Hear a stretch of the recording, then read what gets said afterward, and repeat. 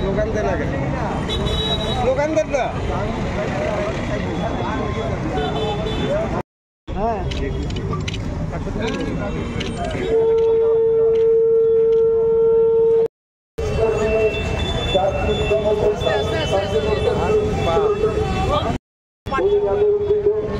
বর্তমানে আমাদের জাতীয়তার মধ্যে অন্যতম হচ্ছে 29 শ্রম আইন ছিল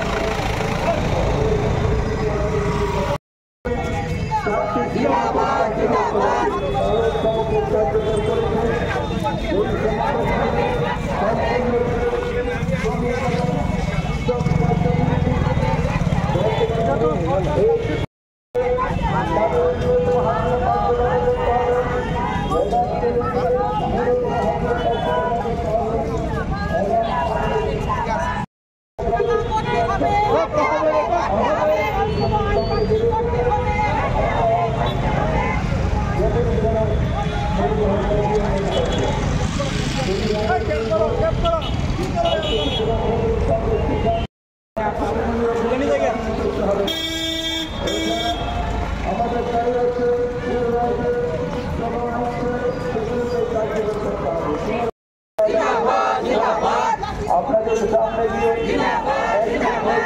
এগিয়ে থাকছে ত্রিপুরা প্রদেশ কংগ্রেস, ত্রিপুরা প্রদেশ কংগ্রেস।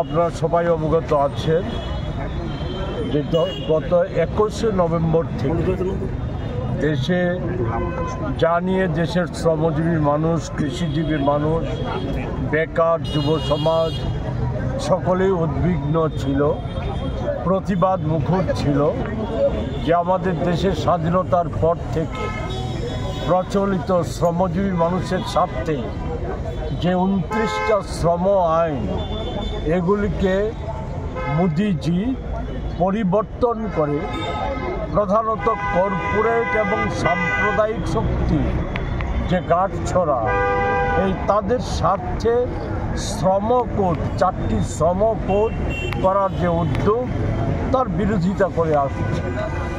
সংসদে তাদের সংখ্যাগরিষ্ঠতার জোরে একে পাশ করিয়ে নেওয়ার পর গত 21 তারিখ তা লাগু করেছে।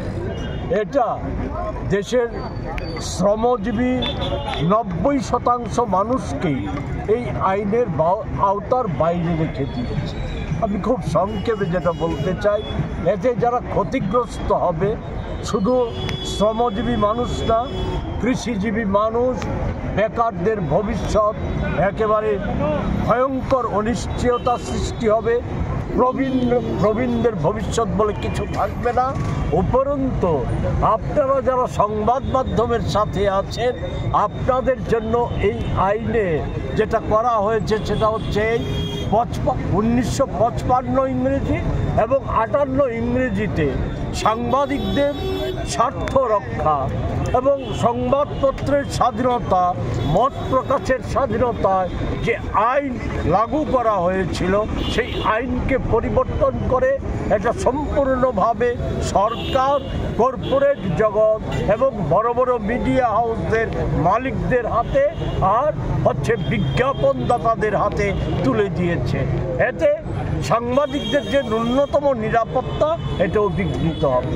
এটা প্রত্যাহারের দাবি সহ রাজ্যের শ্রমজীবী, কৃষিজীবী মানুষের স্বার্থে দ্রব্যমূল্য বৃদ্ধির বিরুদ্ধে 9 দফা দাবিতে আমাদের এই আজকে রাজ্য ভিত্তিক 8টা জেলা সদরে আমরা ডিএম অফিসের মাধ্যমে আমরা রাজ্যের মুখ্য সচিবের কাছে 9 দফা দাবিতে স্মারকলিপি পেশ করার উদ্দেশ্যেই আমরা আজকে এখান থেকে মিছিল আমরা সংগঠিত করছি।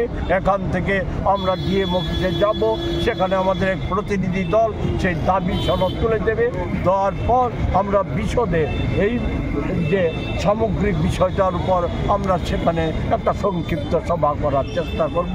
এটাই হচ্ছে আজকের কর্মসূচির মূল।